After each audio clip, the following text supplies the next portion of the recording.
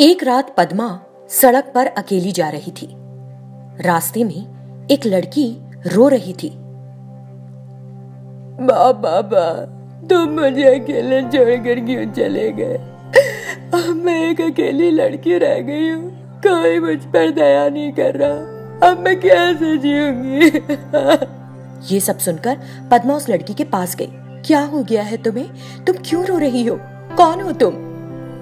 मेरा नाम शिवानी है। 2 दिन पहले एक दुर्घटना में मेरे माँ पापा की मौत हो गई।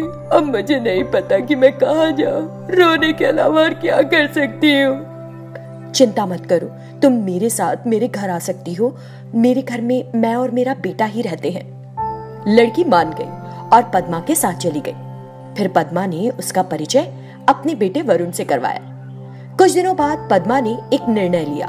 उसने सोचा कि अपने बेटे की शादी शिवानी से कर दे और उनसे भी इस बारे में पूछा। उनके हाँ कहने पर उसने उनकी शादी कर दी। उस रात शिवानी और वरुण अपने कमरे में आराम कर रहे थे। तभी अचानक शिवानी जागी और एक शैतान में बदल गई। वो जाकर आईने के सामने बैठ गई और मेकअप करने लगी। वरुण जाग गया और उसने उसे देखा। शैतान, शैतान! वो जोर जोर से चिल्लाने लगा। शैतान ने उसकी तरफ देखा। ओहो, इस आदमी को तो पता चल गया कि मैं एक शैतान हूँ। अब मैं क्या करूँ? शैतान ने वरुण को धमकाया। मुंह बंद कर अपना, अगर तू चिल्लाया तो मैं मार डालूंगी। ये सुनकर वरुण डर गया। कौन हो तुम? तुम इतने दिनों तक एक औरत होने का नाटक क्यों कर रही थी?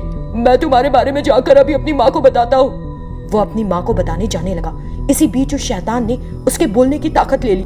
उसने पद्मा को सारी बात बतानी चाहिए, लेकिन वो बोल ही नहीं पा रहा था। इसी बीच वो शैतान एक औरत के रूप में आकर बोली, सासू माँ, आपके बेटे को कुछ हो गया है, वो मुझसे डर रहा है। ये सुनकर पद्मा भी डर गई और बोली, क्या हो गया वरुण? तुम बोल क्यों नहीं पा रहे हो बेटा? पद्मा गहरी चिंता में पड़ गई। कुछ दिन बीत गए। पद्मा हर समय अपने बेटे की चिंता में रहती। हर दिन वो शैतान आईने के सामने बैठकर रात में मेकअप करती और खुद की तारीफ करती। मैं हुस्न की मलिका हूँ, मैं इस दुनिया की सबसे खूबसूरत औरत हूँ। वो अपने पति को मारती और उसे डरा कर रखती। एक दिन वरुण की माँ घर पर एक स्वामी जी को लेकर आई। स्वामी जी को जैसे ही देखा तो वो शैतान उस घर से भागने लगी, लेकिन स्वामी जी उसके सामने आ गए और कहा, कहाँ जाएगी तू? रुक, कौन है तू? क्यों आई तू यहाँ?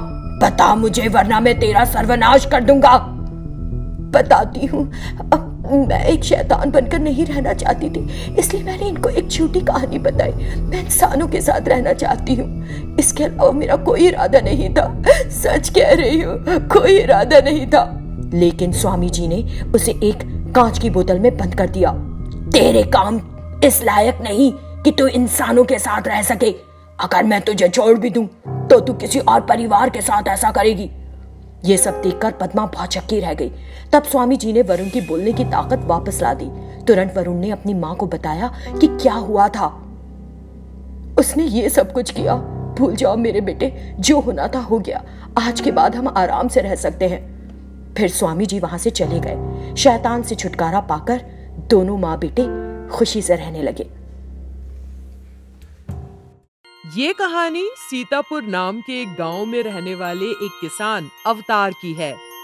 एक बार अवतार पर मुसीबतों का पहाड़ टूट पड़ा। उसने कर्ज लेकर अपनी बेटी की शादी की थी। अपनी पत्नी का इलाज करवाने के लिए उसे बहुत सारा पैसा खर्च करना पड़ा था। उस साल बारिश भी कम हुई, जिससे फसल भी कम उपजी। कर्ज देने वाले भी उसके पीछे पड़ गए। पैसा नहीं है तो हम क्या करें? खेत बेचो, घर बेचो, कर्ज चुकता करो।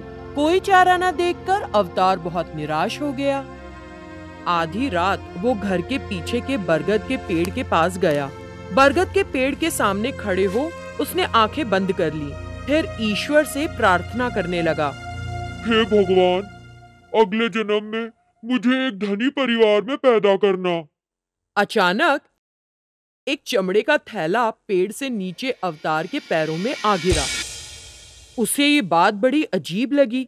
उसने तुरंत देखा कि उस थैले में है क्या। उसमें सोने के सिक्के देखकर वो भौचक्का रह गया। अरे वाह, भगवान ने मेरी प्रार्थना इसी जन्म में सुन ली। ऐसा सोचता हुआ वो वापस घर में गया और अपनी पत्नी को सब कुछ बता दिया। तब उसकी पत्नी ने कहा, अच्छे लोगों के साथ अच्छा ही होता है। ऐसा कहकर उसने सोने के सिक्कों से भरा चमड़े का थैला सुरक्षित रख दिया। उस मदद से अवतार को गरीबी से छुटकारा मिल गया। उसने सारा कर्ज चुका दिया, खेती के लिए कुछ जमीन खरीदी और खुशहाल जीवन जीने लगा। सब कुछ बढ़िया चल रहा था कि एक मुसीबत सामने आ गई। ज्यादा पैसा होने से अवतार का बेटा बिगड़ गया था। वो पैसों का गलत इस्तेमाल करने लगा था। एक दिन अवतार के बेटे की जमींदार के बेटे से झड़प हो गई और उसने जमींदार के बेटे को जोर का तमाचा मार दिया। जमींदार का बेटा बेहोश हो गया। उसे बेहोश देख वहां खड़े सभी लोगों ने सोचा कि अब वो जिंदा नहीं बचेगा। ये सुनकर अवतार को समझ नहीं आया कि क्या करे। उसके बेटे को फांसी की सजा मिल सकती है। फिर गांव में सब उसे एक हत्यारे के बाप के रूप में जानेंगे। बेइज्जती हो उससे बेहतर उसने गांव छोड़ देना समझा। वो उस रात फिर उस बरगद के पेड़ के नीचे गया। हे भगवान, मैं बड़ी मुसीबत में हूँ। मेरे इकलौते बेटे को फांसी होने वाली है। उसने एक बार फिर बरगद के पेड़ के नीचे जाकर अपना रोना रोया। अगले जन्म में मुझे एक अच्छा बेटा देना। तभी उस बरगद के पेड़ की डालियों से अवतार को एक आवाज सुनाई दी। अवतार, तुम चिंता मत करो। जमींदार का बेटा जीवित है। तुम्हारी बदनामी नहीं होगी। अवतार अचंभित हो पेड़ की डालियों को देखने लगा, लेकिन उसे वहां कुछ नहीं दिखाई दिया। लगा कि जरूर भगवान ने ही उसकी मदद करने के लिए ऐसा कहा हो। वो तुरंत जमींदार के घर गया। जमींदार के बेटे को बिस्तर पर बैठे देखकर अवतार ने चैन की सांस ली। मन ही मन भगवान का धन्यवाद किया और घर लौट गया। अवतार के बेटे ने अपनी गलती स्वीकार की और तब से अपने पिता की मदद करने लगा। कुछ दिन ऐसे ही बीत गए। फिर अवतार बेवजह अफसोस करने लगा कि वो बस एक धनी आदमी है। वो अरबपति बनना चाहता था। वो अपने परिवार की आने वाली कई पुश्तों के लिए पैसा कमाना चाहता था। उसको आखिरी आसरा बरगद का पेड़ दिखा। इससे पहले भी जब भी वो बरगद के पेड़ के पास गया था, उसने उसकी मदद की थी।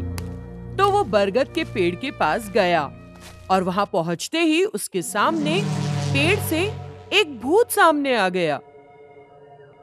अब क्या दिक्कत हो गई? तुम क्यों आए हो यहाँ? इस बूढ़े भूत को अपने सामने देखकर अवतार भयभीत हो गया।